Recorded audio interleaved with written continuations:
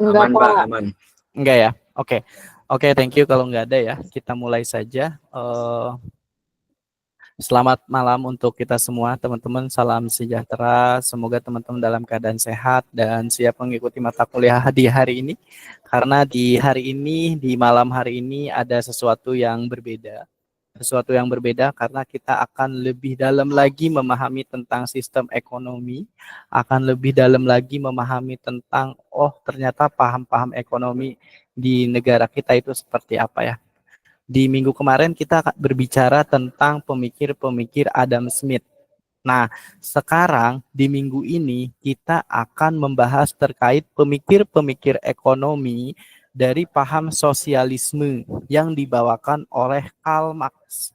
Nah, di sini teman-teman, sebelum masuk ke paham sosialisme yang dibahas oleh Karl Marx, kita akan memahami tentang sosialisme utopia, di mana ini sebelum pemahaman sistem ekonomi yang berbasis sosialisme Karl Marx. Apa sih sosialisme Karl Marx dan bedanya sama non Karl Marx itu apa? Nanti kita akan tahu apa sih bedanya sama yang kemarin yang menganut pasar bebas, yang menganut tidak adanya intervensi dari pemerintah, sama yang sekarang itu bedanya apa? Nanti kita akan tahu. Sistem ekonominya ternyata macam-macam, cara pandang, cara pikir ekonomi dalam sebuah negara, dalam sebuah daerah itu beda-beda. Kebijakan untuk menyelesaikan masalah-masalah ekonomi itu ternyata berbeda sesuai dengan kondisi dan masalah yang ada pada waktu itu ya. Oke. Sebelum kita mulai, alangkah baiknya kita libatkan Tuhan di setiap aktivitas kita, agar apa yang menjadi harapan dan keinginan teman-teman bisa terkabul. Oke, berdoa menurut agama dan kepercayaan masing-masing, berdoa dimulai.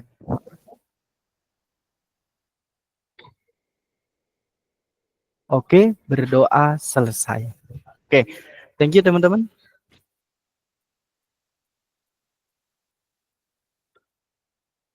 Oke, rangkaian pembelajaran di malam hari ini kita akan membentuk sebuah diskusi atau teman-teman membuat pola FGD, Forum Diskusi Group, yang akan dimotori, yang akan dimulai oleh kelompok 2, di mana kelompok 2 pertama melakukan presentasi. Selanjutnya kelompok 2 memberikan forum diskusi berupa tanya jawab. Pertanyaan diajukan oleh kelompok 2 kepada peserta. Itu yang pertama. Yang kedua, kalau sudah terjawab oleh kita semua pertanyaan dari kelompok, sekarang teman-teman boleh menanya kepada kelompok yang presentasi. Setelah itu baru kita bahas bareng-bareng. Berarti ada 2 sesi, ya. Sesi pertama adalah tim kelompok bertanya kepada yang lain. Entah itu kelompok 2, kelompok 1, kelompok 3, kelompok 4, kelompok 5. Sesi kedua adalah kelompok di luar dari kelompok 2 atau kelompok yang lain itu bertanya kepada kelompok 2. Ya, jadi kebalik nih sekarang. Yang bertanya itu pemateri ke yang mendengarkan. Setelah itu baru yang mendengarkan bertanya kepada pemateri. Oke.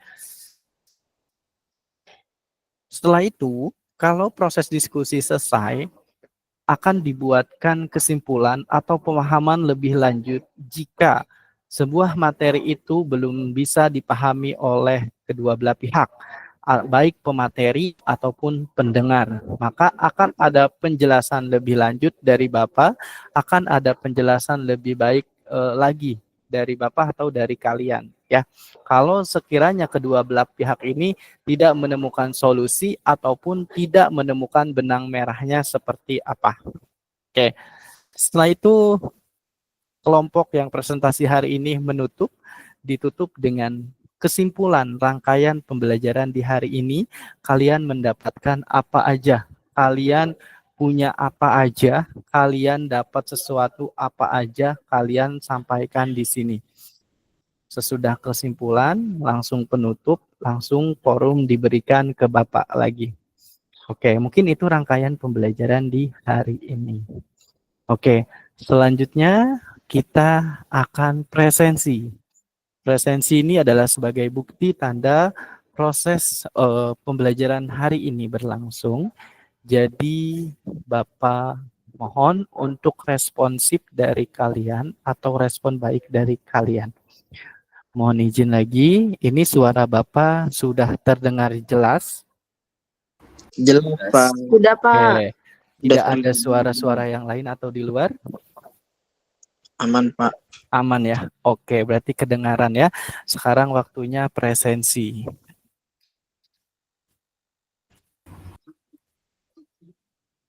Oke, baik. Terima kasih Pak Irfanuddin. Saya yang bertugas sebagai moderator dari kelompok 2. Mohon izin Pak Moderator, waktunya presensi bukan presentasi.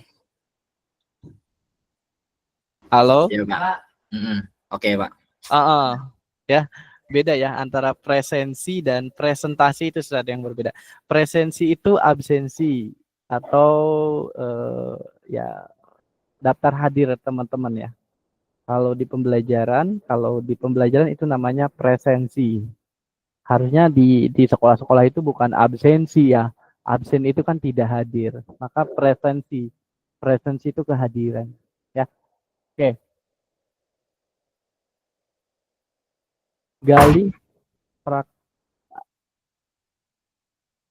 Gali ada? Hadir, Pak. Latifah?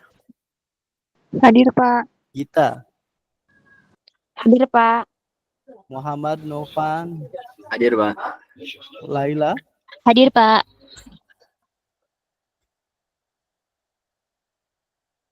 Mailiana? Hadir, Pak. Hani ada? Ada. Haisa? Hadir, Pak. Muhammad Sofyan? Hadir, Pak. Oke, Reza? Pak, Gilang? maaf, Kaila udah di absen belum ya? Sudah. Oh ya, hadir, Pak. Reja? Gilang? Hadir, Pak. Nela? Hadir, Pak. Nabila? Hadir, Pak. Erlangga?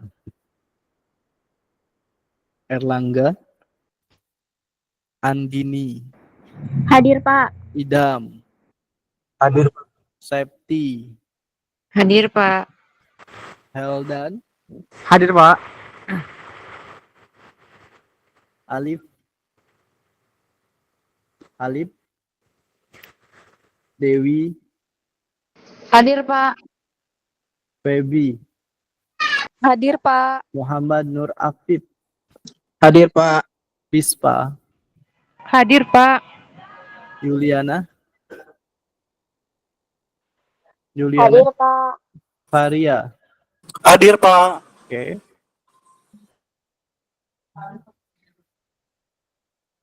Azka? Hadir, Pak. Asep? Lilis? Hadir, Pak. Asep ada, Asep? Ada, Bapak. Mohon maaf. Oke. Suci hadir, Pak. Suci. Miftahul Zannah? Hadir, Pak. Nur Azizah? Hadir, Bapak. Silviana? Hadir. Ardila? Mega Anita? Hadir, Pak. Ani Susilawati? Hadir, Pak. Suparjo? Hadir, Pak.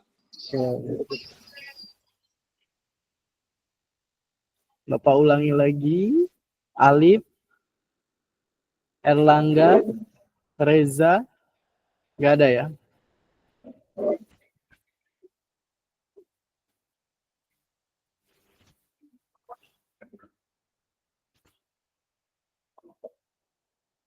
Oke, tidak ada ya tadi nama-nama tadi. Semoga yang tidak hadir di forum Jinet ini, Reja ada. Oke, terima kasih Reja sudah hadir di forum ini. Ada lagi yang lain? Oke, dimaafkan Reja. Oke, selanjutnya kita mendengarkan presentasi dari kelompok 2. Bapak minta menggunakan bahasa kalian sendiri, menggunakan senyaman mungkin, seenak mungkin, tetapi tetap ada pada koridor pembahasan di malam hari ini. Kita akan membahas terkait mazhab sosialisme dan pramarxisme. Apa sih mazhab sosialisme dan pramarxisme, dan perbedaan dengan mazhab klasik itu seperti apa, nanti kita teman-teman akan bahas juga. Oke? Mungkin dari Bapak itu, Bapak berikan link forum Jimit ini kepada kelompok 2 untuk memulai presentasinya. Dipersilakan. Baik Bapak, terima kasih sebelumnya. Suara saya udah terdengar jelas ya? Jelas Pak Novan. Jelas, oke. Saya mulai ya. Bismillahirrahmanirrahim. Assalamualaikum warahmatullahi wabarakatuh. Waalaikumsalam warahmatullahi wabarakatuh. Selamat malam semuanya, teman-teman. Mungkin ada yang di jalan, ada yang udah nyampe rumah ya. Selamat malam, Ketua. Terima kasih atas kehadirannya dengan penuh semangat untuk kita sama-sama belajar pada malam hari ini. Oke, pertama-tama saya ucapkan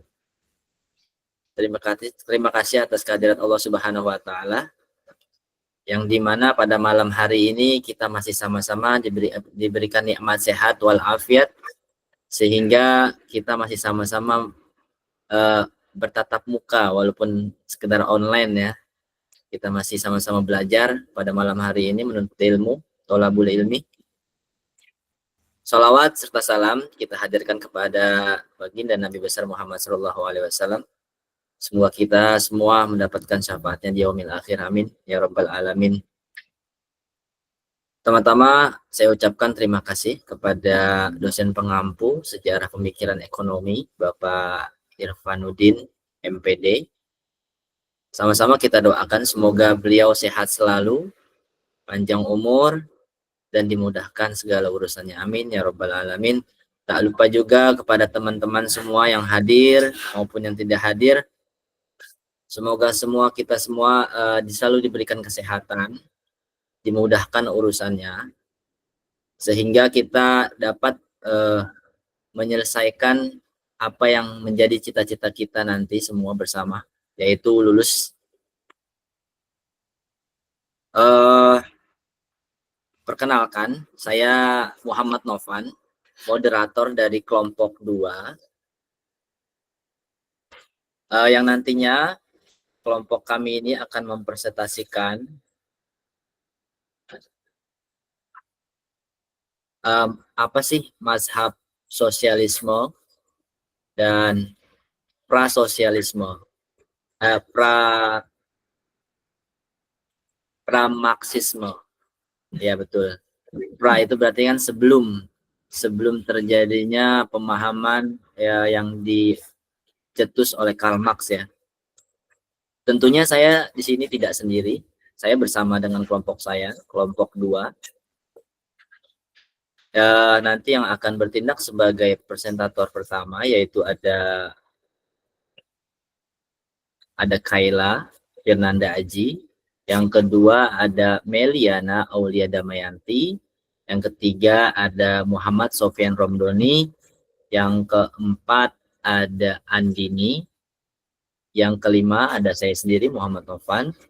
Yang keenam ada Asep Ridwan Wage. Dan yang ketujuh ada Suparjo. Pak Suparjo ya.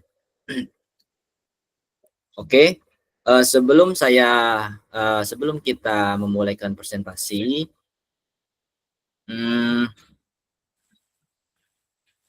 saya ingin membacakan rules dulu ya pada kita semua agar presentasi malam ini berjalan dengan lancar. Yang pertama adalah nanti kita akan mempresentasikan topik mazhab sosialisme dan pramarxisme. Dimohon untuk para audiens agar tetap tenang dan dimatikan mikrofonnya agar presentator kita dapat bisa menyampaikan dengan lugas dan kita bisa mendengarkan dengan sama-sama, mengambil pelajaran dari apa yang disampaikan oleh presentator kita nanti. Yang kedua ada sesi tanya jawab. Nanti seperti yang tadi Pak Irfan bilang tadi ya, nanti ada pertanyaan juga dari kelompok kita kepada kelompok lain, audiens. Terus juga nanti ada penanya ya dari audiens juga kepada kelompok kita. Untuk menanya nanti akan kita batasi mungkin sekitar tiga penanya. Setelah itu kita jawab. Dan yang terakhir nantinya kita akan membacakan kesimpulan daripada materi presentasi yang akan kita bawakan. Oke, sebelum mulai, izinkan saya membuka dengan pantun dulu ya. Jalan-jalan ke Pulau Bali, oleh-olehnya pisang barangan. Teman-teman ingin berpresentasi, tolong simak dan dengarkan. Oke, presentator pertama dimulai.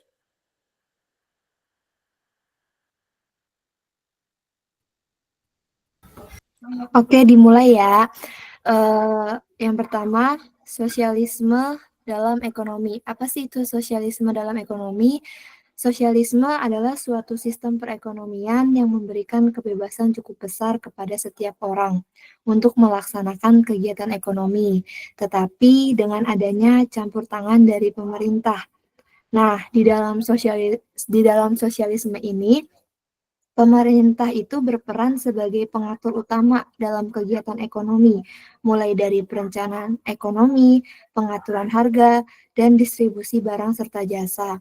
Selain itu, pemerintah juga bertanggung jawab untuk memastikan bahwa semua anggota masyarakat mendapatkan akses yang adil terhadap sumber daya yang dimiliki oleh suatu negara, dan menghilangkan adanya kesenjangan antara masyarakat yang kaya dengan masyarakat yang menengah ke bawah. Jadi, secara keseluruhan, pemikiran sosialisme dalam ekonomi ini berusaha untuk menciptakan sistem yang lebih adil dan merata bagi masyarakat. Karena keberhasilan penerapan dari sistem sosialisme sangat bergantung pada konteks sejarah, budaya, dan kondisi ekonomi dari suatu negara itu sendiri.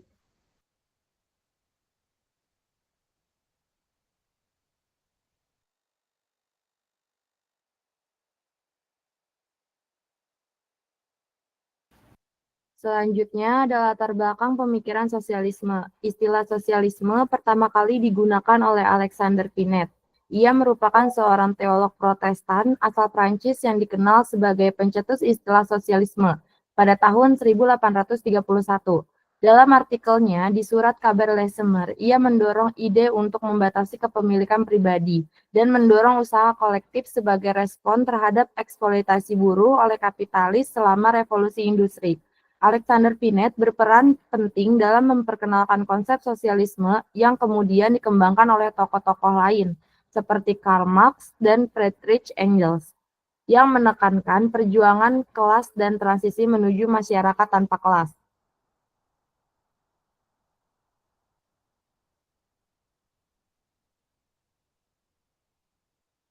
Selain itu, ada beberapa alasan yang mendorong mengapa sistem sosialisme ini bisa muncul. Yang pertama itu ada ketidaksetaraan yang ekstrim.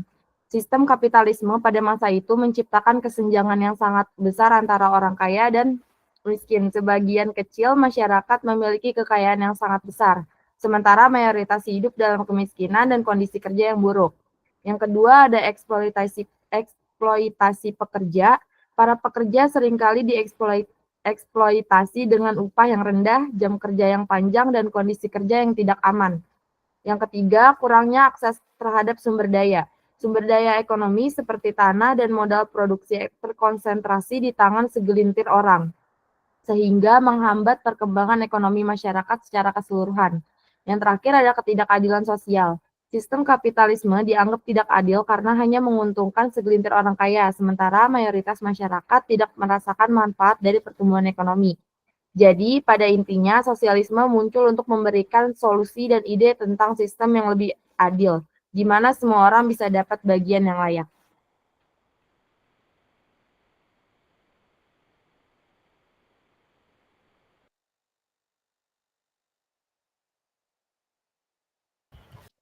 Selanjutnya, konsep pemikiran ekonomi prasosialisme atau bisa disebut dengan sosialisme utopis.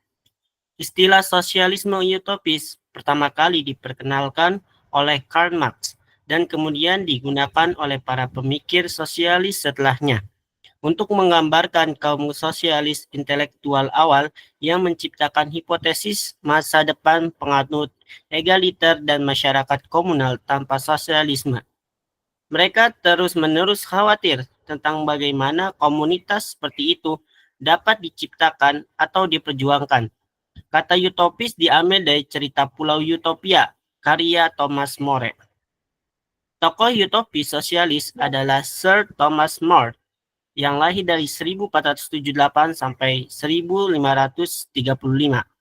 Istilah utopis sosialis berasal dari buku Utopia yang di dalamnya More bermimpi tentang alam mimpi di mana semua harta benda adalah milik bersama. Mereka semua tinggal bersama di satu tempat, makanan dan segala kebutuhan lainnya juga disediakan bersama. Masyarakat tidak perlu bekerja keras dalam waktu yang lama, namun hanya mampu memenuhi kebutuhannya dan menanamkan toleransi terhadap kehidupan. Untuk membuat barang dan memberikan layanan, semua orang perlu bekerja. Namun, karena masyarakat disarankan untuk hidup dengan sederhana, mereka tidak perlu bekerja terlalu keras dalam waktu yang lama, melainkan cukup untuk memenuhi kebutuhan dengan bekerja sekitar 6 jam setiap hari. Dalam kehidupan komunitas ini, uang tidak diperlukan dan semua orang memakai pakaian yang sama, sehingga tidak ada kebutuhan untuk mengikuti tren. Bahkan barang-barang berharga seperti perhiasan emas dan perak dianggap tidak penting. Pemerintahan dijalankan dengan cara demokratis, di mana pemimpin terpilih untuk masa hidupnya oleh suara rakyat. Dari gambarannya tentang negara utopia seperti yang telah dijelaskan di atas, tidak sulit untuk menebak bahwa Thomas More juga dapat digolongkan sebagai penganut sosialisme atau komunisme. Namun, jika menilik sejarah penulisan buku tersebut, More memang ingin menyindir kehidupan sosialis ekonomis masyarakat Inggris pada abad ke-16, di mana perbandingan antara si kaya dan si miskin sangat mengesankan dan di mana para pekerja dia bekerja keras itu bertahan lama untuk tidak memilikinya kesempatan atau peluang bagi mereka untuk meningkatkan pendidikan dan melakukan kegiatan sosial lainnya.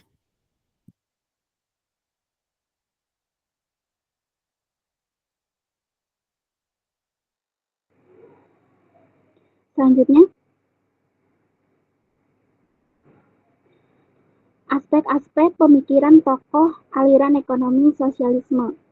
Yang pertama ada sosialisme utopis menurut Charles Fourier.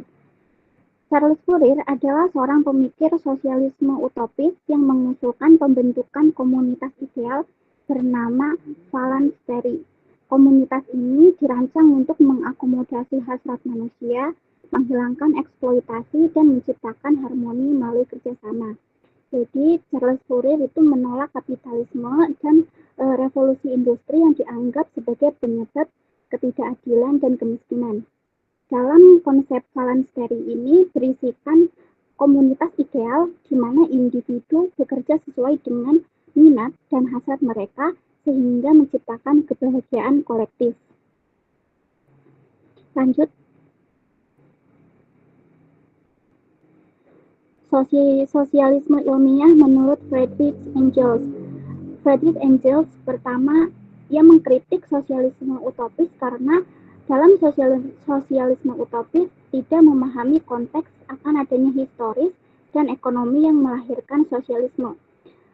Friedrich Engels berpendapat bahwa sejarah manusia didorong oleh perjuangan kelas yang dibentuk oleh hubungan produksi.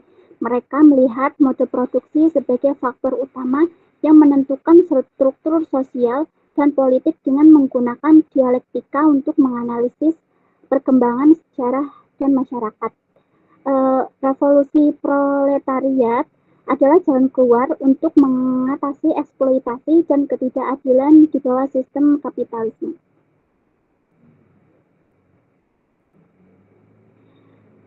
Sosialisme demokratis menurut John Maynard Keynes. John Maynard Keynes mengembangkan teorinya sendiri yang sering disebut dengan ekonomi Keynesian, merupakan teori ekonomi makro, ekonomi tentang total pengeluaran dalam perekonomian dan pengaruhnya terhadap output, lapangan kerja, dan inflasi. Keyakinan utamanya ialah bahwa intervensi pemerintah dapat menstabilkan perekonomian. Keynes ini berargumen kalau pemerintah harus meningkatkan pengeluaran untuk mendorong permintaan dan mengurangi kemiskinan untuk mencapai lapangan kerja penuh. Lanjut. Yang terakhir ada sosialisme liberalisme. Menurut Murray Rothbard. Murray Rothbard adalah seorang ekonom dan filsuf politik yang dikenal sebagai salah satu tokoh utama dalam anarko-kapitalisme. Ia menentang intervensi negara dalam ekonomi dan mendukung kepemilikan pribadi yang penuh, tetapi juga mengkritik kesenjangan kekayaan dan mendukung distribusi kekayaan yang lebih merata melalui mekanisme pasar. Pada intinya, Murray Rothbard ini menekankan pada pentingnya kebebasan individu, pasar bebas, dan dia juga berpendapat bahwa negara itu tidak seharusnya terlibat dalam sistem moneter.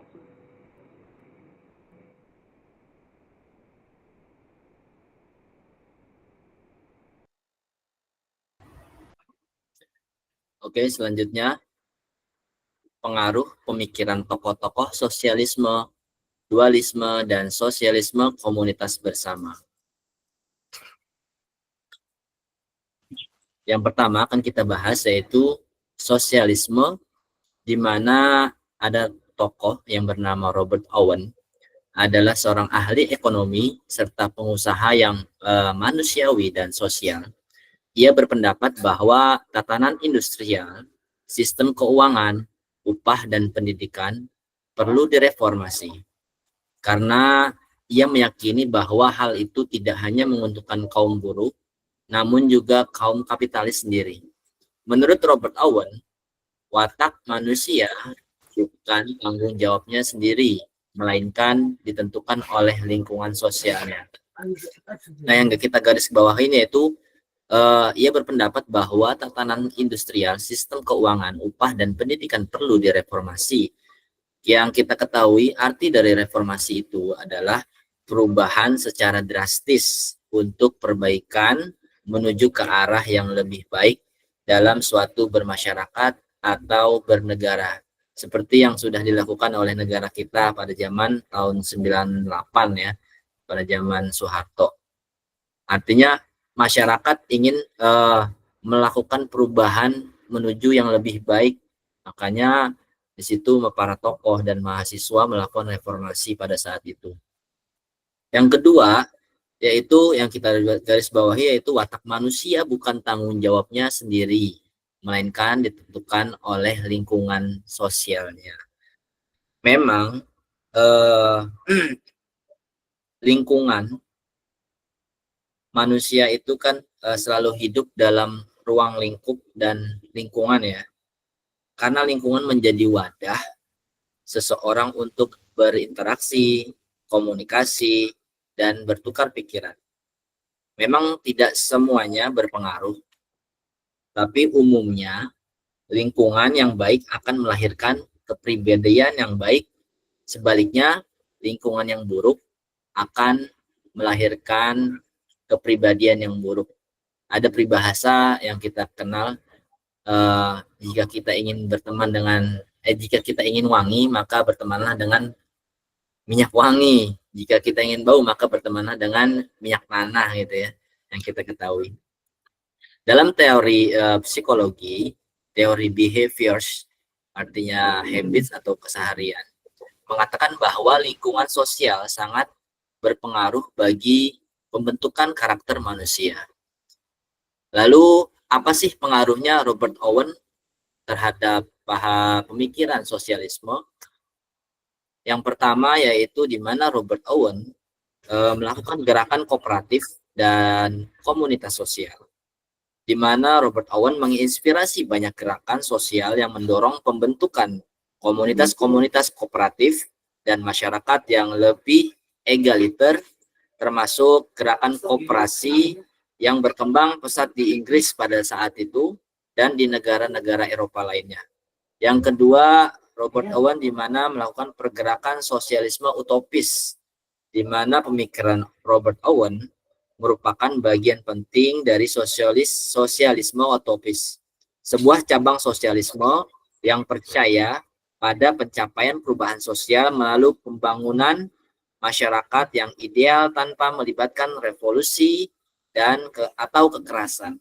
Yang ketiga, pengaruhnya yaitu dalam reformasi sosial, di mana upaya Robert Owen untuk memperbaiki kondisi pekerja di pabrik-pabrik dan pemikirannya tentang kesejahteraan sosial memberikan dasar bagi gerakan-gerakan reformasi sosial dan kebijakan kesejahteraan negara di masa depan. Ya, lanjut.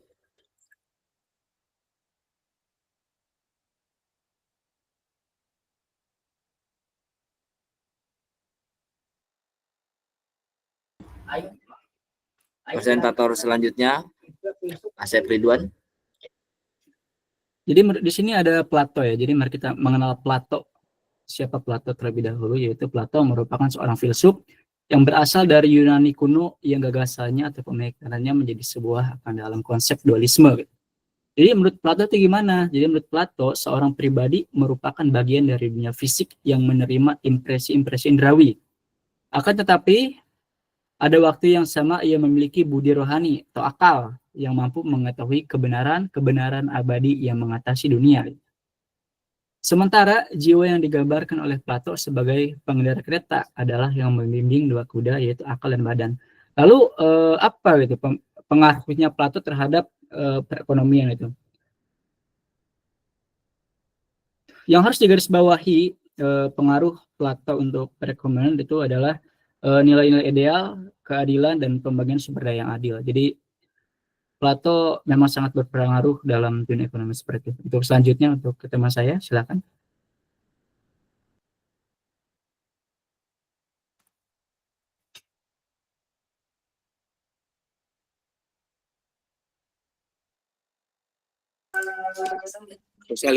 Sosialisme komunitas bersama. Karl Marx berargumen bahwa sejarah masyarakat adalah sejarah perjuangan kelas dan bahwa perubahan struktural itu diperlukan untuk mencapai keadilan sosial. Yang dimaksud Karl Marx untuk perubahan struktural untuk mencapai keadilan sosial adalah perubahan yang mendasar dalam sistem ekonomi, politik, dan sosial untuk mencapai keadilan sosial. Keadilan sosial mengacu pada distribusi sumber daya yang adil, akses yang setara terhadap hak-hak dasar, serta penghapusan ketidaksetaraan yang disebabkan oleh perbedaan kelas, gender, ras, dan faktor-faktor lainnya. Menurut teori Marxian, perubahan struktural sangat penting untuk menciptakan keadilan sosial karena 1. Penghapusan eksploitasi, 2. Kesetaraan ekonomi, 3. Penyediaan akses setara, 4. Demokrasi kekuasaan. Pemikiran Karl Marx menjadi dasar bagi gerakan sosialis dan komunis di seluruh dunia. Idenya mempengaruhi revolusi besar, seperti revolusi Bolshevik di Rusia. Revolusi tersebut mempengaruhi ideologi utama yang mana juga mempengaruhi pemikiran Lenin dan Bolshevik. Selanjutnya, terima kasih Mas Topan.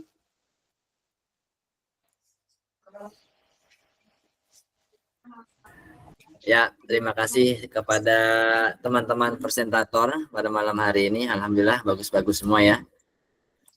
Sebelum kita membacakan kesimpulan, untuk sesi selanjutnya yaitu sesi tanya jawab, di mana kelompok kami atau kelompok 2 akan memberikan pertanyaan kepada kelompok lainnya nanti. Bukan perorangan tapi kelompok. Seperti apa yang dikatakan oleh dosen kita tadi, Pak Irfan. Ada yang mau langsung nunjuk nggak? Apa saya aja langsung acak aja ya? Oke, pertanyaan pertama untuk kelompok 1. Kelompok 1 ada. Kelompok 1 ada Aska ya kemarin ya. Ada Idam, ada Silvi. Pertanyaannya yaitu Tolong dicatat baik-baik. Halo?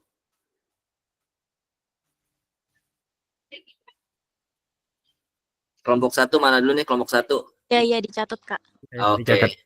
Siap-siap, biar nggak ada miskomunikasi ya.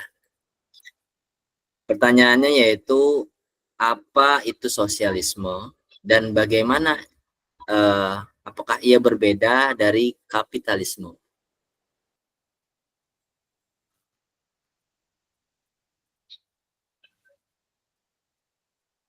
Sudah dimengerti kelompok 1?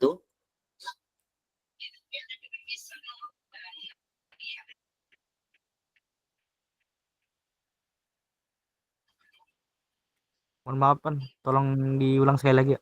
Oh ya, pertanyaannya yaitu apa itu sosialisme dan apakah perbedaannya, sebutkan perbedaannya dengan kapitalisme.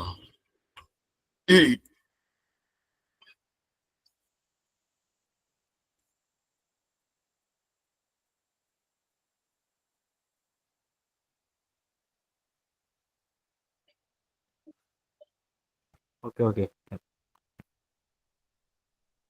Ya. Untuk dari kami mungkin akan mengajukan 2 pertanyaan ya. Untuk pertanyaan kedua, wah, Pak Ferry nunjuk-nunjuk dia.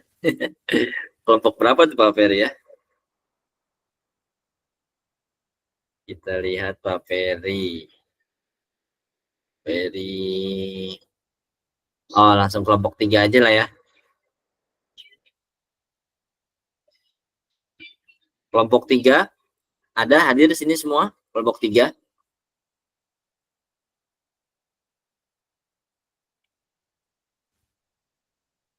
Hadir, Pak Nopan.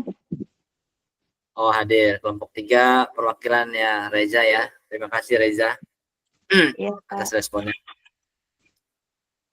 Tolong dicatat ya. Bentar, Pak, bentar. Ayo, Pak, apa, Pak?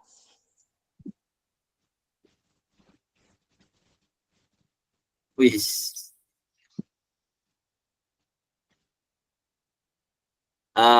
Pertanyaannya yaitu, apa tujuan utama dari sosialisme dalam struktur masyarakat?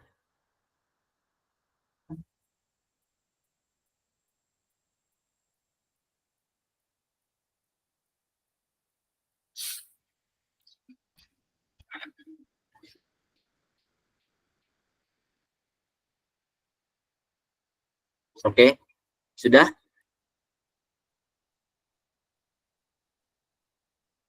Mungkin selanjutnya boleh kepada kelompok lain mungkin yang ingin bertanya kepada kelompok 2, kelompok kami. Boleh ajukan.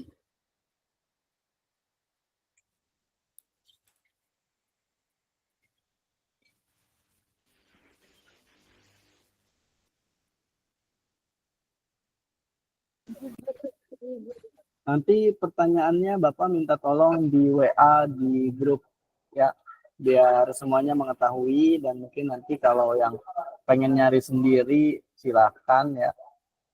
Teman-teman silakan ya gunakan aplikasi atau AI yang ada. Kita manfaatkan teknologi zaman sekarang ya. Silakan dipergunakan.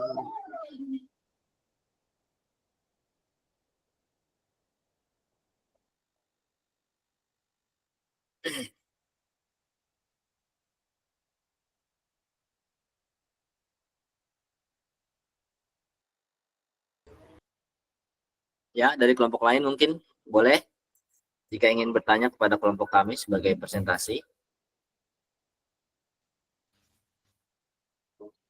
Langsung ajukan tangannya tadi Pak Ferry ya, mungkin kali ya. Dia mau nanya apa Pak Ferry?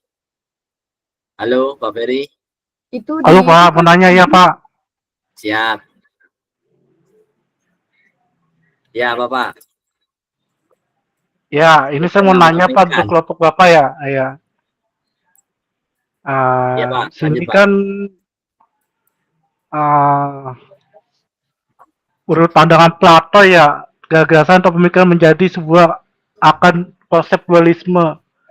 Nah, seorang pribadi menurut kan bagian dari fisik, ada fisik indrawi. Nah, bagaimana cara mengimplementasikan sebuah gagasan dan pemikiran tersebut melalui konsepnya dan juga berikan contohnya, Pak. Pak Ferry, mohon maaf, bisa dikirim aja nggak pertanyaannya ke WA? Baik, saya kirim ya.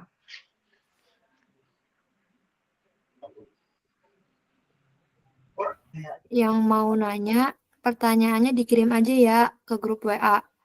Makasih.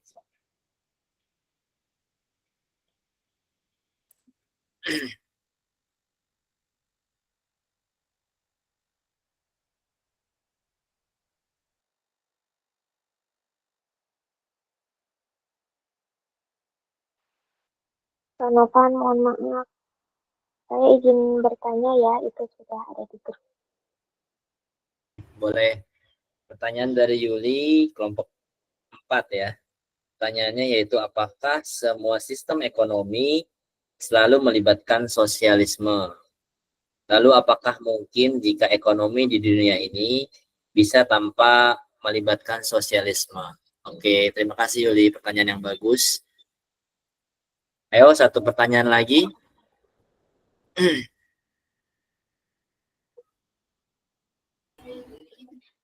Untuk sementara waktu kita akan batasi dulu pertanyaan ya menjadi 3 pertanyaan. Mungkin setelah nanti dijawab semua baru boleh nambah lagi pertanyaan jika ada yang ingin menanya lagi. Satu lagi mungkin.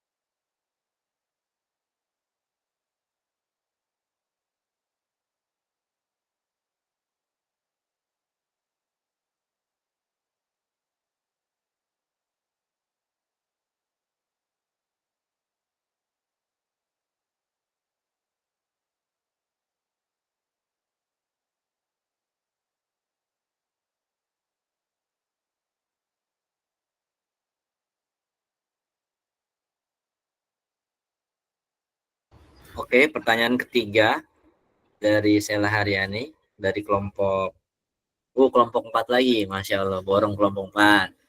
Mantap.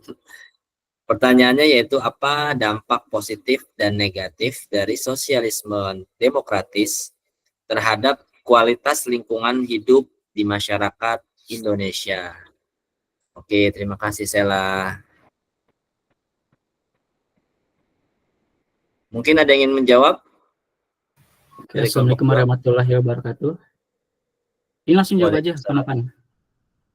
Ya, jadi Assalamualaikum warahmatullahi wabarakatuh. Selamat malam kepada Bapak Nurdin. Untuk itu semua, mudah-mudahan kita semua dalam keadaan sehat selalu, amin ya rabbal alamin. Jadi teman-teman, izinkan saya menjawab pertanyaan dari Pak Peri ya. Yang intinya implementasinya Pak Peri ya, dari seorang Plato. Jadi implementasi Pak Plato ini banyak faktor ditemukan di berbagai aspek, entah itu filosofi, pendidikan maupun pandangan sosial gitu kan. Contohnya yaitu pendidikan dan pengajaran gitu. Itu implementasinya contohnya. Jadi Plato ngajarin itu bahwa manusia terdiri dari 3 bagian gitu kan. Yang pertama itu akal atau logika, semangat, keinginan, dan nafsu atau hasrat gitu. Jadi dalam pendidikan seperti yang kita lakukan ini, Plato percaya bahwa pengajaran itu hanya fokus pada pengembangan akal dan logika aja gitu. Jadi yang akan mengarahkan individu menuju kehidupan yang lebih baik dan lebih bijaksana gitu. Terus kemudian ada pengaruh dalam psikologi, pemisahan antara dua fisik dan dunia ide, evolusi dalam agama spiritual, etika dan moralitas, dan tentunya masih banyak lagi. Jadi seperti itu Pak Per, implementasinya. Sudah jelas Pak Per, apa masih ada yang mau ditanyakan? Sudah jelas, Pak. Oke, terima kasih banyak Pak Per. Ya, terima kasih Pak Asep sudah menjawab pertanyaan dari Pak Ferry. Selanjutnya, Aku izin jawab punya Yuli ya. ya boleh. Dan pertanyaannya, apakah semua sistem ekonomi selalu melibatkan sosialisme? Lalu apakah mungkin jika ekonomi di dunia ini bisa tanpa melibatkan sosialisme? Jadi jawabannya itu enggak, semua sistem ekonomi murni sosialis, tapi hampir semua sistem ekonomi melibatin unsur sosialisme karena pentingnya perlindungan sosial, keseimbangan ekonomi, dan kebutuhan dasar masyarakat. Sistem ekonomi yang sepenuhnya tanpa sosialisme susah diterapin karena bakalan menyebabkan ketidakseimbangan ekonomi dan sosial. Bahkan sistem ekonomi kapitalis juga memiliki unsur sosialisme seperti jaring pengaman sosial dan regulasi pasar. Oleh karena itu, sangat sulit menciptakan sistem ekonomi yang benar-benar bebas dari sosialisme. Dah. Cukup gak Yuli? Oke, Oke, terima kasih Mei.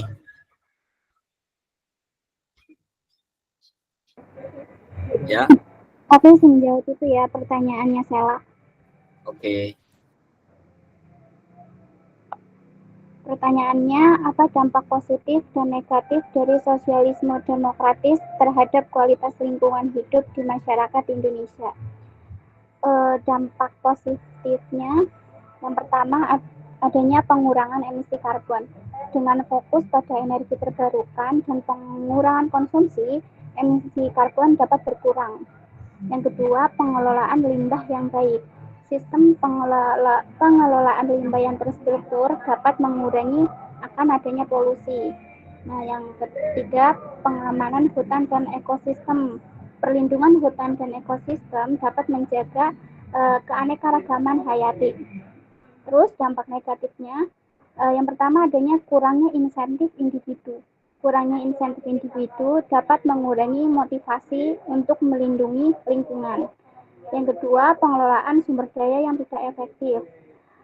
Pengelolaan sumber daya alam yang tidak efektif tentunya dapat menyebabkan kerusakan lingkungan. Yang terakhir mungkin keterbatasan sumber daya. Keterbatasan sumber daya dapat membatasi kemampuan pemerintah untuk melindungi lingkungan. Bagaimana Sela? Apakah sudah cukup?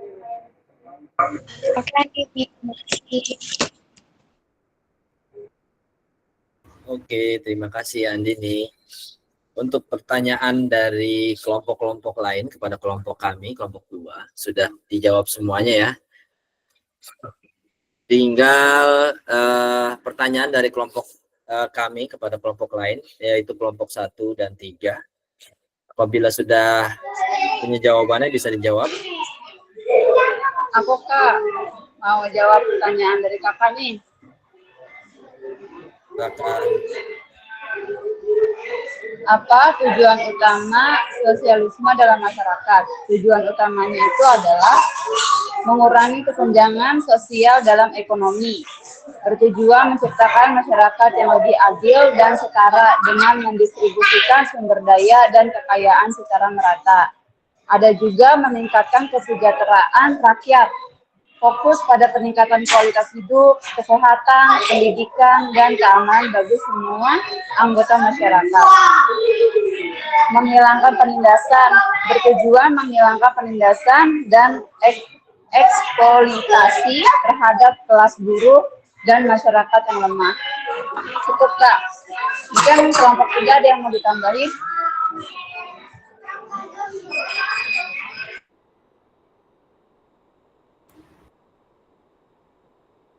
Oke, terima kasih Mega. Jawabannya sudah bagus menurut saya ya. Tujuan utamanya yang tadi dari masyarakat untuk masyarakat sendiri menuju ke arah yang lebih baik ya, intinya ya. Terima kasih Mega. Sama-sama, Kak.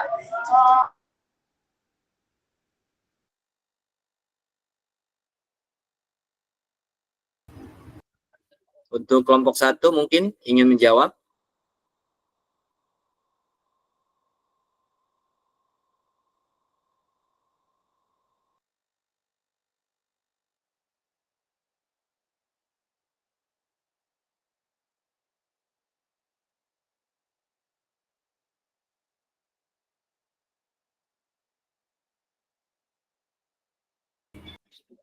Pertanyaannya yaitu tadi apa sih sosialisme itu dan apakah perbedaannya dengan sistem kapitalisme? Oke, Mas Heldan silakan.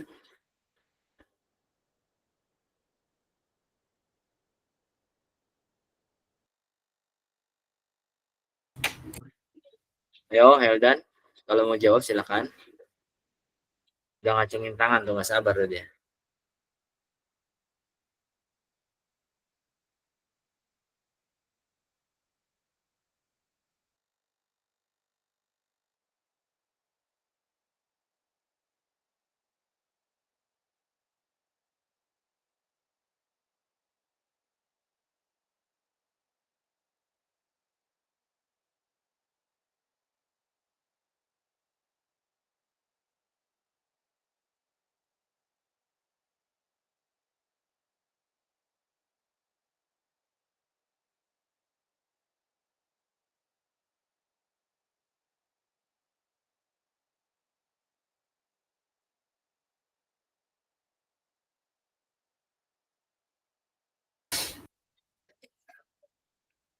Ya, Heldan, silakan jawab.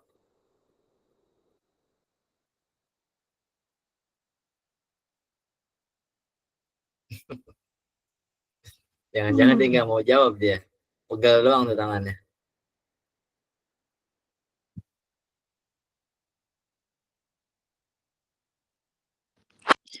Izin jawab Kak, kayaknya Helden mikrofonnya error.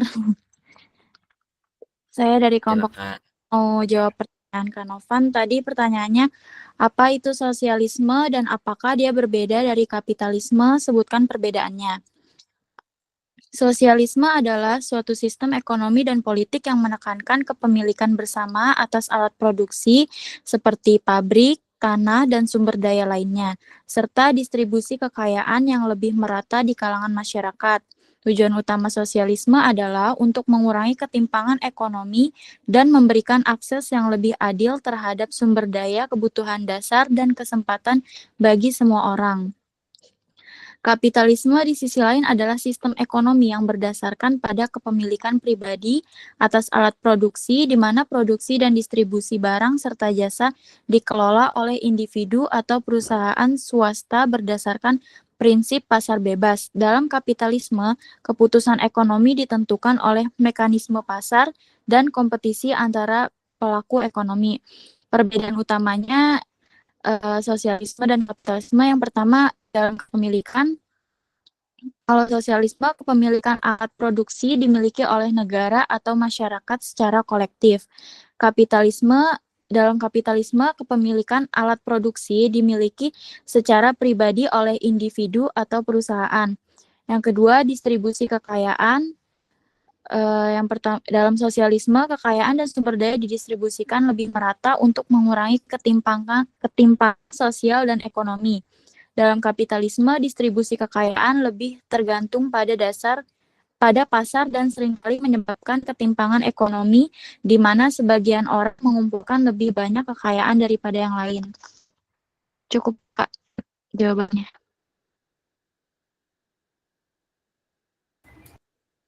Oke, terima kasih Silvi atas jawabannya. Sudah cukup jelas, sangat jelas banget. Di mana perbedaan sosialisme dan kapitalisme. Saya ingin menambahkan sedikit. Tadi pertanyaan dari Yuliana ya. Apakah sebuah sistem ekonomi selalu melibatkan sosialisme ya? Jawaban saya menurut saya, ya. semua sistem ekonomi akan melibatkan sistem sosial. Karena yang kita ketahui arti dari ekonomi yaitu adanya pertukaran baik produksi ataupun jasa, terus juga adanya transaksi di situ ya, namanya ekonomi. Seperti yang saat ini sedang ramai di negara kita sendiri, yaitu kenaikan tarif PPN 12%, itu ramai sekali, di mana ada petisi-petisi yang menggiring masyarakat agar supaya tidak membeli elektronik lah, sudah simpan saja uangnya gitu kan, biar harga tetap stabil, tetap turun gitu kan, supaya pemerintah tidak jadi menaikkan PPN. Menurut saya tetap apapun kebijakan dari pemerintah saat ini,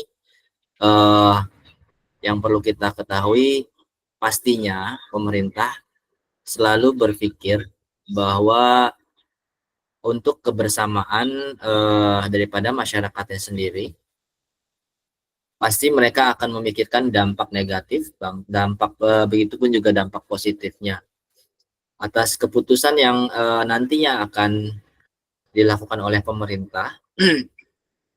Kita sebagai masyarakat tetap berinteraksi seperti biasa. Kayak kita misalkan mau beli barang, tetap aja mau beli barang sesuatu, mau yang mahal elektronik atau apapun, atau kita mau pergi makan ke restoran, tetap aja yang pasti kita lihat kan yaitu apakah keuangan kita cukup untuk membeli barang itu sendiri ataupun tidak. Terus yang kedua, berguna untuk kita atau enggak untuk saat ini dalam jangka pendek atau jangka panjang. Pastinya setiap masyarakat, setiap membeli ataupun mengkonsumsi barang pasti akan melihat dari itu. Jadi menurut saya alami aja. Kalau memang butuh ya kita beli. Terus kalau kita memang cukup ya kita beli gitu menurut saya. Jadi khawatirnya juga kalau kita misalkan kita mendengarkan petisi yang sudah jangan beli elektronik, makan jangan di restoran segala macam, takutnya terjadi deflasi ya, artinya tidak ada pertukaran rupiah yang terjadi di negara. Khawatirnya nanti pembangunan baik apapun yang dilakukan pemerintah mungkin akan sulit. Pasti dari pemerintah kan juga nyari dananya mungkin dari situ juga ya. Itu aja mungkin dari saya. Saya rasa sudah semua ya menjawab pertanyaan, diskusi dari kelompok lain, dari kelompok lain, begitupun juga dari kelompok kita. Sebelum saya tutup, simpulan ya. Oke, saya akan membacakan kesimpulan.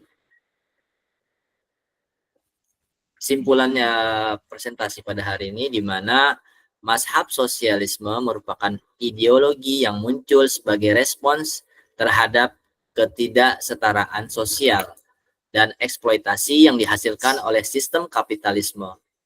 Berlandaskan prinsip keadilan, persamaan, dan kesejahteraan bersama, sosialisme berupaya menciptakan masyarakat yang lebih adil melalui kepemilikan bersama atas alat produksi dan distribusi kekayaan yang merata. Selain itu, juga terdapat berbagai aliran dalam mazhab sosialisme seperti sosialisme utopis, sosialisme ilmiah, sosialisme demokratis, dan liberal, yang masing-masing menawarkan pendekatan berbeda untuk mencapai cita-cita sosialismenya itu sendiri. Namun intinya, semua aliran tersebut memiliki tujuan yang sama, yaitu menghapuskan kesenjangan kelas dan menempatkan kepentingan kolektif di atas kepentingan individual. Oke, kesimpulannya itu saja dari kelompok kita. Sebelum kita tutup presentasi pada malam hari ini, izinkan saya sebagai moderator untuk pantun penutup, yaitu burung dara, burung cendrawasih, terbang tinggi ke Papua. Cukup sekian, terima kasih. Semoga bermanfaat untuk semua. Cakep. Wabillahi taufiq wal hidayah. Wassalamualaikum warahmatullahi wabarakatuh. Terima kasih semuanya. Terima kasih teman-teman. Terima kasih Pak Irfan.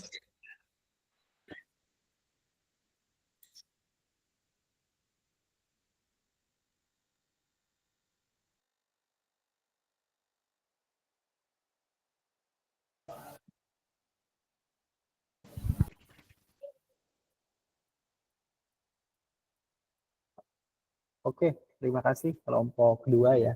Suara Bapak jelas. Oke, suara Bapak jelas ya. Oke, Jelas. terima kasih kelompok Jelas, Pak. yang sudah memberikan yang terbaik untuk hari ini terkait mata kuliah sejarah pemikiran ekonomi dengan subbab sosialisme pramarxisme. Untuk dari segi pertama, dari segi makalah, Bapak ucapkan terima kasih. Nanti kedepannya teman-teman perlu diperbaiki lagi untuk penulisan. Oke, nggak apa-apa, karena masih semester 3, teman-teman. Nanti semester 4, semester 5, nanti akan ada banyak teknik penulisan, ada mata kuliahnya, dan bahkan ada prakteknya. Nanti teman-teman akan terbiasa untuk membuat karya tulisan yang baik. Oke, untuk PPT, teman-teman mau minta diperkuat lagi poin-poinnya saja, dibagusin lagi konten-kontennya, karena zaman sekarang udah zaman aplikasi sama AI, udah semua serba enak, kita tinggal berkreasi sendiri, tinggal menggunakan aktivitas kita dengan kreativitas kita di internet atau di dunia digital saat ini udah sangat gampang banget. Jadi Bapak minta kreativitasnya ditingkatin lagi ya.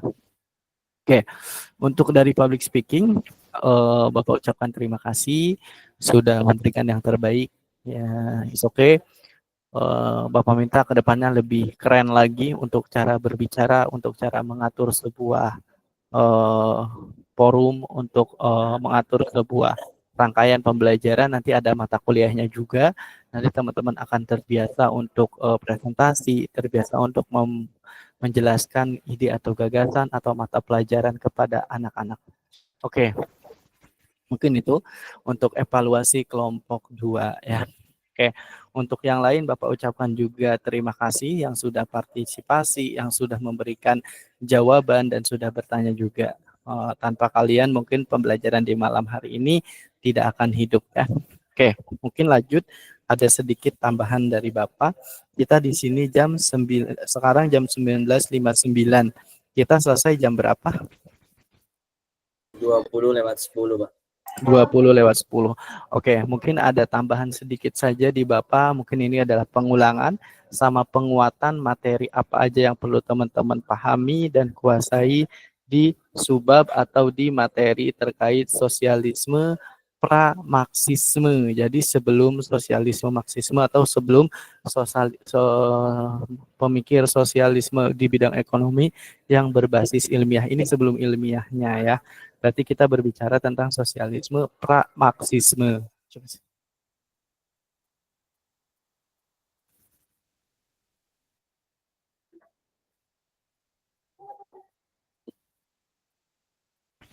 Oke,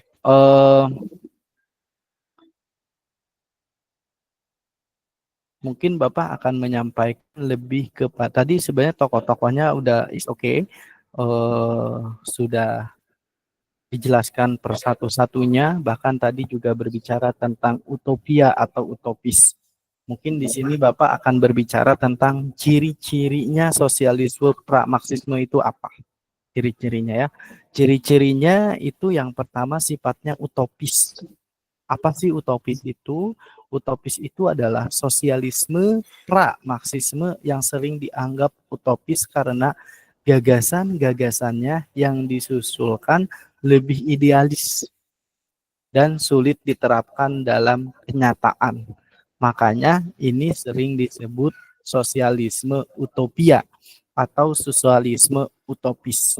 Ini ciri-ciri dari sosialisme pra-marxisme. Tapi minggu depan kalau kita tidak libur, kita akan membahas terkait sosialisme Marxisme. Nah, hari ini kita berbicara tentang sosialisme pra-Marxisme. Tadi ya, ciri-cirinya Bapak satu, yang pertama ini sifatnya utopis. Sifat utopis ini karena gagasan yang diusulkan itu selalu idealis, sulit diterapkan dalam kerjaan nyata. Kadang utopis itu kan artinya angan-angan. Jadi gagasannya selalu angan-angan gitu. Hanya dalam bentuk mimpi, hanya dalam bentuk ide-ide saja, hanya dalam bentuk mimpi gitu, angan-angan gitu. Maka sifatnya utopis. Nah, kedua, karakteristik terhadap ketimpangan sosial. Para pemikir pra-Marxisme mengkritik ketimpangan ekonomi yang disebabkan oleh kapitalisme, tetapi mereka tidak memiliki analisis struktur yang mendalam. Jadi, kritik terhadap ketimpangan sosial itu terjadi gitu loh. Kenapa? Karena di sosialisme pra-Marxisme ini dia lebih ke idealis tanpa adanya tahapan-tahapan yang ilmiah untuk membuktikan sebuah kebenaran, untuk membuktikan sebuah pernyataan-pernyataan yang ada di pemikir-pemikir sosialisme pra-Marxisme ini.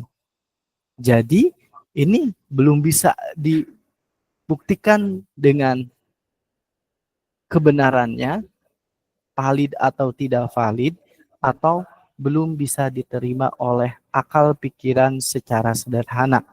Jadi sifatnya masih idealis, angan-angan. Tadi tujuannya aja yang awal aja sifatnya utopis.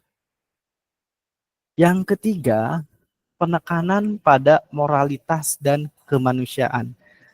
Gagasan mereka seringkali didasarkan pada nilai-nilai moral seperti keadilan, kebebasan, dan persaudaraan.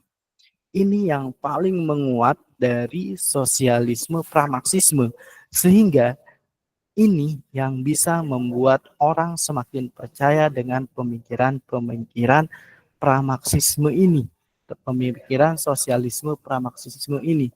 Orang itu jadi semakin mengikuti aliran-aliran ini. Kenapa? Karena aliran-aliran ini bagaimana caranya nilai-nilai moral, keadilan, kebebasan, dan persaudaraan itu selalu diangkat. Bahkan mengutamakan kepemilikan bersama. Jadi sifatnya kepemilikan bersama. Kepemilikan modal, produksi, dan lain-lain itu milik bersama. Itu ini untuk ciri-ciri sosialisme pra-Marxisme. Yang keempat,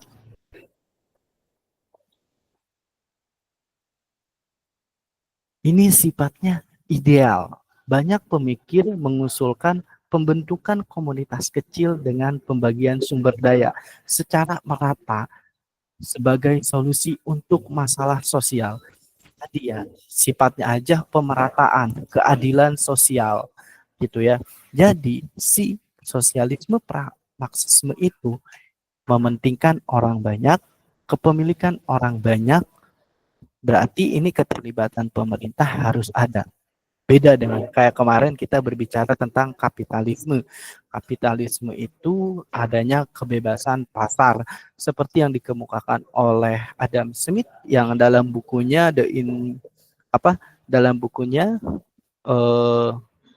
The World at Nation yang sering disebut kita Invisible Hand atau tangan tak terlihat ya. Dengan sendirinya perekonomian akan berjalan lancar dan akan menentukan permintaan dan penawaran sehingga menentukan harga.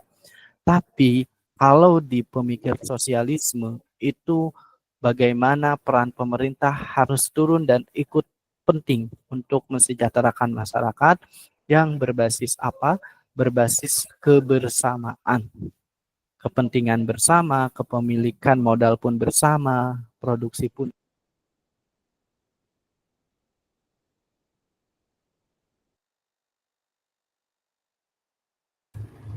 Mohon maaf Pak, suaranya nggak kedengaran.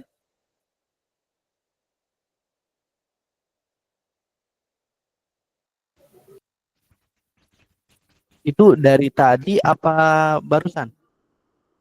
Baru, Pak. Baru. Oh, baru ya. Oke. Baru ya. Nih, tokoh-tokoh utama sosialisme pramarxisme tadi sudah dijelaskan juga ya. Seperti Henry de Saint atau si Simon, terus yang kedua si Charles, terus yang ketiga Robert Owen. Yang paling terkenal adalah Robert Owen. Nah, Robert Owen dia mengatakan seorang industrialis yang menjadi pendukung sosialisme, mendirikan komunitas utopis seperti di Newlarmark, Skotlandia, dan dia mendirikan juga di Amerika Serikat. Di si Robert Owen itu ya, mendirikan komunitas utopis. Nah, si Robert Owen juga memperjuangkan reformasi tenaga kerja seperti penghapusan pekerja anak dan meningkatkan kondisi kerja. Karena zaman dulu emang sangat-sangat luar biasa ya, bahkan nilai das kapital, nanti teman-teman akan membahas das kapital juga tentang tenaga kerja. Dulu tuh anak kecil, terus bekerja lebih dari 8 jam dan lain-lain. Nah, itu akan dihapuskan oleh paham pemikiran-pemikiran sosialisme. Sehingga ada aturan-aturan perundang-undangan tentang ketenaga kerjaan. Nah, itu pemikir-pemikir sosialis itu berperan di situ. Kementerian Ketenagakerjaan itu harus memahami tentang paham-paham pemikiran sosialisme, kapitalisme, paham-paham pemikir-pemikir ekonomi lainnya. Agar apa? Agar ketika dia menciptakan sebuah kebijakan untuk disebarkan ke masyarakat dan untuk dilaksanakan oleh masyarakat, itu memiliki kebermanfaatan dan kesejahteraan kepada masyarakat. Makanya orang-orang yang kerja di bidang Kementerian Ketenagakerjaan itu harus memahami yang namanya sistem ekonomi sosialis ataupun kapitalis. Ya. Terus yang menjadi kritik ya, kritik terhadap sosialisme pramarxisme. Apa sih yang menjadi kritik? Yang menjadi kritik adalah para pemikir utopis atau sosialisme pramarxisme yang bersifat utopia gagal memahami dinamika kapitalisme dan kontradiksi internalnya. Jadi dia gagal memahaminya. Yang kedua, mereka tidak mengidentifikasi peran kelas pekerja sebagai kekuatan revolusioner dalam perubahan sosial. Jadi dia tidak mengidentifikasi. Makanya kan dia sifatnya masih utopia, masih idealis, tanpa ada unsur secara struktur atau secara sistematis yang bisa disebut kita melalui kajian-kajian ilmiah. Nah, pramarxisme itu tidak melalui kajian ilmiah. Ibarat kata gini, ketika teman-teman mau skripsi, mau meneliti kan ada metode penelitiannya. Nah, itu berarti sifatnya kan terstruktur, tersistematis, ada aturannya. Sehingga teman-teman bisa menyimpulkan sebuah fenomena yang teman-teman teliti. Gitu. Nah, kalau si utopia, itu seperti teman-teman bikin makalah, copy paste di Google atau di ChatGPT, copy paste, dijadiin makalah, selesai. Tanpa dibuktikan kebenarannya, tanpa ada metode untuk sistematis untuk mencapai sebuah validitas atau kebenaran sebuah makalah yang teman-teman buat gitu. Nah, kelemahan dari si sosialisme pramarxisme itu seperti itu. Jadi dia tidak adanya terstruktur atau tidak adanya sesuatu untuk membuktikan pemikir-pemikir yang dikatakan oleh pramarxisme. Jadi agak sulit untuk dibuktikan kebenarannya, kayak gitu. Terus yang ketiga, solusi yang diajukan seringkali bersifat moral dan individual, bukan solusi sistematik ya. Jadi masih sifatnya subjektivitas juga ternyata. Padahal tujuannya untuk kepemilikan bersama dan lain-lain. Nah, dikarenakan tanpa riset yang lebih dalam dan lebih meluas, ternyata ini jadi ancaman bagi para pemikir-pemikir sosialisme pramarxisme tadi ya. Nah, makanya nanti di minggu depan kita akan berbicara tentang sosialisme marxisme, di mana sosialisme marxisme itu kita berbicara sistem ekonomi secara ilmiah yang berbasis sosialismenya, yang berbasis sosial tapi secara ilmiahnya gitu. Nah, terus perbedaan antara sosialisme dan kapitalisme untuk sistem ekonominya, yang pertama, kalau sosialisme itu kepemilikan bersama. Produksi barang dan itu kepemilikan bersama tujuannya. Yang kedua, itu tujuannya untuk mensejahterakan orang banyak. Pemerataan terjadi. Peran pemerintah itu sangat penting. Kalau kapitalisme itu pasar bebas. Ada konsepnya invisible hand atau tangan tak terlihat. Ekonomi akan berjalan sendirinya tanpa ada campur tangan dari pemerintah. Itu kapitalisme. Pasar bebas terjadi. Yang pemilik modal adalah pemegang kekuasaan dan kekayaan. Itu kapitalisme. Tapi kalau sosialisme itu pemerataan. Kayak gitu. Nah, di kapitalisme itu kan harga itu ditentukan oleh pasar. Tapi kalau di sosialisme, harga itu bisa ditentukan oleh pasar, oleh pemerintah. Itu kapitalisme. Makanya sini ada pro dan kontra antara paham pemikir sosialisme dan paham pemikir kapitalisme. Itu akan ada pro dan kontranya. Makanya di Indonesia itu menganut sistem ekonomi campuran atau sistem ekonomi Pancasila. Makanya di kita itu kebijakan-kebijakan yang diberikan oleh pemerintah untuk masyarakat itu ada yang menganut paham sosialisme dan ada yang menganut paham kapitalisme. Kalau yang menganut paham sosialisme itu contohnya adalah BPJS itu dari kita untuk kita.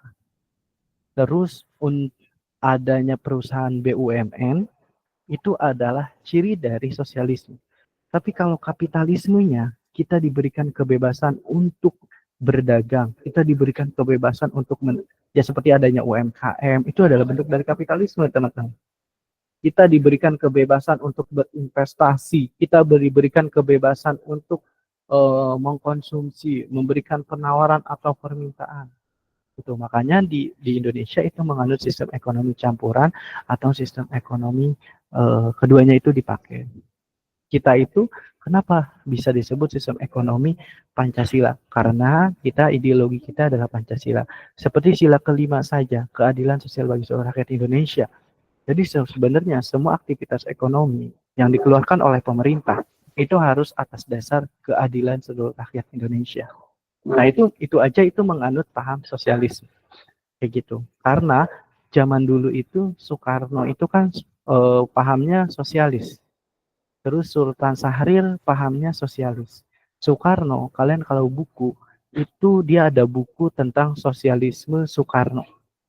Kalian baca buku itu paham-paham sosialis yang dibawakan oleh Soekarno untuk Indonesia. Sehingga kebijakan-kebijakan ekonomi, kebijakan dalam pemerintahannya itu berbasis sosialis. Seperti Sultan Syahrir pun sama. Sultan Syahrir itu kan masih satu kubu dengan Soekarno. Gitu. Jadi pahamnya sosialis. Kayak gitu. Nah, mungkin sampai sekarang masih kelihatan dari anak cucunya ya, pemahaman sosialismenya. Itu masih kelihatan sekarang. Nah, itu di Indonesia ya untuk sistem ekonominya. Kita menganut sistem ekonomi campuran ya. Jadi ada kapitalismenya, ada sosialismenya. Nah, sosialisme itu biasanya dipakai di negara-negara Skandinavia. Skandinavia itu pecahan dari negara Rusia ya, seperti Slovakia, terus apalagi intinya pecahan-pecahan dari negara Rusia, Skandinavia.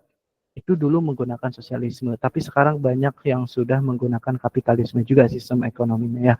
Terus mungkin Cina dulu itu pakai sosialisme, kan sekarang berubah kali ya, menjadi udah bergeser ada banyak kapitalismenya. Terus Korea Utara, apalagi Korea Utara menggunakan sistem sosialisme banget. Lihatin aja pemimpinnya dalam proses pembangunan infrastruktur dalam satu negara, kebijakan-kebijakan ekonominya dalam satu negara. Bagaimana dia mengurus tenaga kerja di negeri Korea Selatan itu sosialisme banget gitu.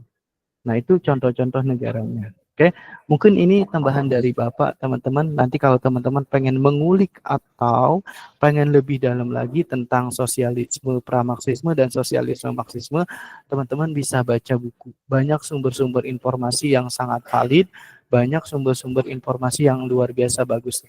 Ya, teman-teman tinggal mencari referensinya, bisa di Perpustakaan Nasional via aplikasi, bisa di perpustakaan daerah via aplikasi, semua serba digital. Handphone itu sekarang udah jadi sumber ilmu pengetahuan. Jadi kalau untuk mendalami sebuah materi per harinya itu sudah sangat gampang banget. Apalagi ada chat GPT, aduh itu gampang banget ya teman-teman. Intinya jangan pernah untuk menutup untuk menggunakan teknologi, tapi tetap mensaring hal-hal yang perlu teman-teman gunakan dan tidak perlu teman-teman gunakan. Hal-hal yang perlu teman-teman pahami dan akui dan tidak perlu teman-teman pahami dan akui. Pokoknya tetap menggunakan teknologi tapi dengan bijak. Kayak gitu ya. Sampai sini mungkin ada pertanyaan sebelum Bapak tutup. Ya, cukup Pak. Oke. Kalau cukup mungkin kita tutup sampai sini. Terima kasih teman-teman. Mohon maaf kalau sekiranya ada kata, ucapan, perbuatan Bapak atau gestur Bapak kurang enak di layar kalian. Bapak mohon maaf. Pesan dari Bapak, jaga kesehatan dan budayakan literasi. Itu yang paling penting buat diri kita. Oke, Bapak akhiri. Assalamualaikum warahmatullahi wabarakatuh. Selamat malam. Waalaikumsalam warahmatullahi wabarakatuh. Waalaikumsalam. Mohon maaf, Pak. Ya.